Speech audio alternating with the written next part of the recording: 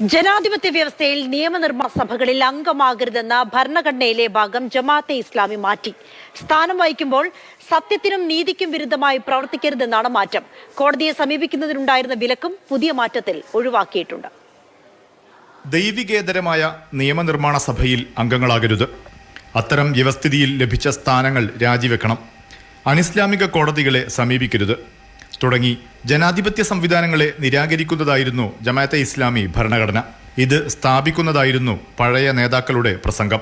അനിസ്ലാമിക വ്യവസ്ഥ അല്ലെങ്കിൽ ദൈവേതര വ്യവസ്ഥ അല്ലെങ്കിൽ ജാഹിലിയ വ്യവസ്ഥ സ്ഥാപിക്കാനോ നിലനിർത്താനോ ഉദ്ദേശിച്ചോ ലക്ഷ്യം വെച്ചോ ഇലക്ഷനിൽ പങ്കെടുക്കുന്നതും വോട്ട് രേഖപ്പെടുത്തുന്നതും തൗഹീദിനെതിരാണ്, അനനുവദനീയമാണ്, നിഷിദ്ധമാണ്, പാടില്ലാത്തതാണ്. തിരഞ്ഞെടുപ്പിൽ വോട്ട് ചെയ്യുന്നതിന് സംഘടന പിന്നീട് അനുമതി നൽകി.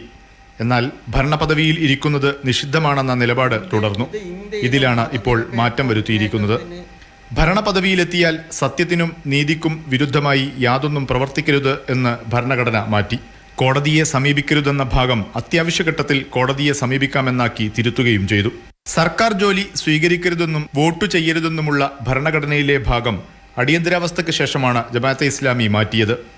പിന്നീട് രാഷ്ട്രീയ പാർട്ടി രൂപീകരിച്ച് തിരഞ്ഞെടുപ്പിൽ പങ്കാളികളായി. ഇപ്പോൾ പുതിയ മാറ്റം. എന്നാൽ ഭരണഘടനയിൽ 2019 തന്നെ മാറ്റം വരുത്തിയതാണെന്നും വെബ്സൈറ്റിൽ ഇപ്പോഴാണ് അപ്ഡേറ്റ് ചെയ്തതെന്നുമാണ് ജമാഅത്തെ ഇസ്ലാമി നേതൃത്വം വിശദീകരിക്കുന്നത്. മാതൃഭൂമി ന്യൂസ്, കോഴിക്കോട്.